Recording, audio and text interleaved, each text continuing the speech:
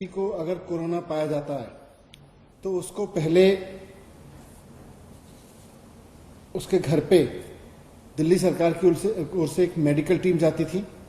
वो medical team ये check करती थी कि उस व्यक्ति को बुखार तो नहीं है, उसका ऑक्सीजन तो कम नहीं है, टेम्परेचर वगैरह चेक करती थी। उसके घर की स्थिति भी देखती थी कि वो होम आइसोलेशन में रह सकता है कि नहीं रह सकता। अगर उसको कोई सिम्टम नहीं होता था और वो घर ठीक है उसका, तो उसके बाद उसको होम आइसोलेशन के लिए सलाह देती थी। अगर वो बीमार है, उसको कोई बीमारी ज्यादा है या कोमोर्बिडिटी है, तो उसको फिर हॉस्पिटल भेजती थी। और अगर उसके घर में स्थिति ठीक नहीं है, वहां कोई कमरा नहीं है उसके रहने के लिए, तो फिर उसको क्वारंटीन सेंटर ले जाती थी। ये पिछले फ्राइडे तक की स्थिति थी। लेकिन पिछले सैटरडे को केंद्र सरकार ने और एलजी साहब ने पहले तो होम आइसोलेशन बंद कर दिया। बोले कि हर पेशेंट को 5 दिन के लिए क्वारंटीन सेंटर जाना जरूरी होगा। फिर उनसे बात करके इस आदेश को जैसे तैसे वापस कराया। तो उसके बाद एक और आदेश दे दिया केंद्र सरकार की ओर से कि हर व्यक्ति को क्वारंटीन सेंटर जाना जरूरी होगा पॉजिटिव पाए जाने पर, भले ही उसको बाद में होम आइसोलेशन में रहने की इजाजत दे दी जाए। अब 100 डिग्री, 102 डिग्री, 103 डिग्री अगर किसी को बुखार है, वो पहले क्वारंटीन सेंटर जाएगा ये दिखाने की भाई मुझे चेक कर लो और मेरा घर देख लो मेरे पास में। तो ये कैसे हो जाएगा? ये तो उसकी तकलीफ बढ़ाने वाली बात हो गई। पहले से ही बीमार आदमी है और उसकी तकलीफ बढ़ाओ। जो आदमी ठीक भी है, उसको पता चल रहा है मुझे कोरोना है, उसको भी हम कहते थे जाओ भाई पहले क्वारंटीन सेंटर जाओ। तो इससे लोग बहुत दुखी थे। तो इसके लिए भी हमने केंद्र सरकार से निवेदन किया था। हमें खुशी है कि केंद्र सरकार ने हमारी बात मान ली। अब फिर से दिल्ली में वही सिस्टम लागू हो गया कि अगर आपको कोरोना पॉजिटिव पाया जाता है तो आप अपने घर पे रहिए, वहीं आपकी स्क्रीनिंग हो जाएगी और दिल्ली सरकार की मेडिकल टीम आपके घर पे आके आपके घर की स्थिति देखेगी, आपके शरीर की स्थिति देखेगी। अगर टेम्परेचर नहीं है, अगर कोई और ऑक्सीजन वगैरह की प्रॉब्लम नहीं है, तो आपको वहीं घर पे ही रहने की इजाजत दे देगी।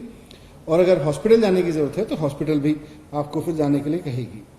तो ये जो व्यवस्था बीच में लागू हुई 3-4 दिन के लिए, अब ये खत्म हो गई है।